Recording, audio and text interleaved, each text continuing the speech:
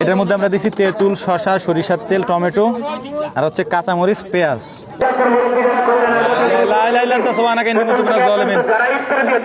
এমন আজব সিস্টেমের রান্না আমি জীবনে করি নাই, হ্যাঁ, কিন্তু আজকে বাধ্য হয়ে করতে হচ্ছে। বিসমিল্লাহির রহমানির রহিম। আমরা মূলত বৃষ্টির কারণে আমাদের দুইটা চুলাই বন্ধ। মূলত আমরা তো টার্গেট ছিল হচ্ছে যে রোজা হয়তো 29টা হবে, যে কারণে 30 রোজার ইফতারি মসজিদে ছিল না।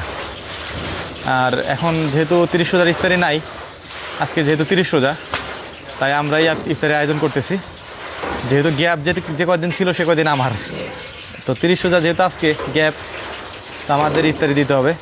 কিন্তু রান্না করার জন্য কিছু পাইতেছি না, 200 মানুষের রান্না, বাইরে বৃষ্টি হইতেছে, আর এখানে আমাদের এই চুলাটার মধ্যে হচ্ছে অন্য রান্না চলতেছে আর কি। বাড়ির একটু আত্মীয় স্বজনের দাওয়াত করার ব্যাপার স্যাপার আছে, তো কী করবে এখন, বাধ্য হয়ে হচ্ছে এখানে খোলার মধ্যে আজকে খিচুড়ি রান্না করবো ইনশাআল্লাহ। দেখা যাক কেমন হয়। পেঁয়াজ দিয়ে দিচ্ছি, বিসমিল্লাহ। এইভাবে রান্না দেখছেন কিনা জানি না, ইউনিক রান্না হইতেছে আজকে।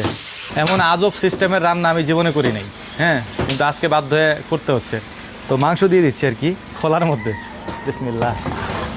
এইটার মধ্যে এর আগে আপনারা আমাদেরকে গুড় বানাইতে দেখছেন, এইটার মধ্যে আমাদেরকে ঘি বানাইতে দেখছেন, খিচুড়ি রান্না করতে দেখেন নাই।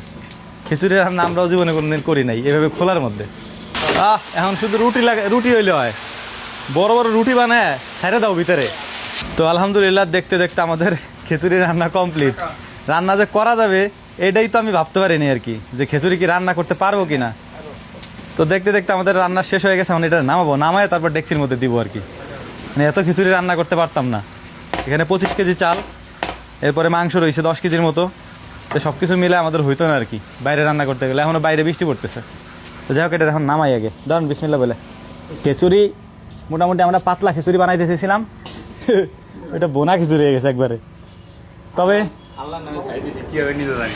না, তবে অবাক করার মতো বিষয় হচ্ছে আমরা খোলাতে রান্না করতে পারবো কিনা এটা নিয়ে কনফিউশনে ছিলাম, যে রান্না করা যাবে কিনা, কারণ এরকম তো আমরা কোনোদিন করি নেই। আলহামদুলিল্লাহ, ইফতারি রান্না যেহেতু হয়ে গেছে আল্লাহর রহমতে। তো আমরা এখন যেটা করতেছি সেটা হচ্ছে, আমরা যেহেতু ভোনা খিচুড়ি রান্না করে ফেলছি, পাতলা খিচুড়ি রান্না করতে যে ভোনা খিচুড়ি হয়ে গেছে, তো ওইটার সাথে আমরা এক ধরনের টমেটো, তারপর হচ্ছে যে এটা কি বলে এটারে, শসা, মরিচ, পেঁয়াজ, এরপরে স্পেশালি এর সাথে আমরা তেঁতুল দেবো, দিয়ে একটা চাটনি বানানোর ট্রাই করবো আর কি। ভালোই হবে ইনশাল্লাহ।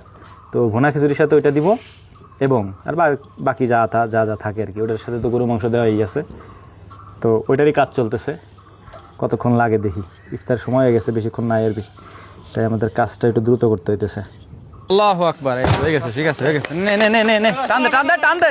এটার মধ্যে আমরা দিছি তেঁতুল, শসা, সরিষার তেল, টমেটো আর হচ্ছে কাঁচামরিচ, পেঁয়াজ এবং লবণ। এইটা দিয়ে অদ্ভুত এক ধরনের সালাদ আমরা বানাই ফেলছি আলহামদুলিল্লাহ। এটা অসাধারণ একটা টেস্ট হবে, বোঝাই যাচ্ছে। একদিক দিয়ে হচ্ছে বৃষ্টি নামতেছে, মানে গুড়ি গুড়ি বৃষ্টি, জোরে নামে না। আর সব থেকে মানে ভয়ের বিষয় হচ্ছে বিদ্যুৎ চমকাইতেছে, হ্যাঁ, এই যে অবস্থা খুব খারাপ।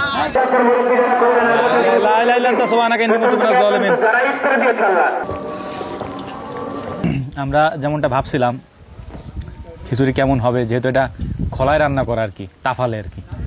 আমি আমার বাবার জীবনে কোনোদিন তাফালে রান্না করি নাই। এই খিচুড়ি রান্না করা হয়েছে তাফালে, মানে যে খোলার মধ্যে আর কি। রান্না করতে চাইছিলাম হচ্ছে পাতলা খিচুড়ি, খা তুই, সমস্যা নাই, খা।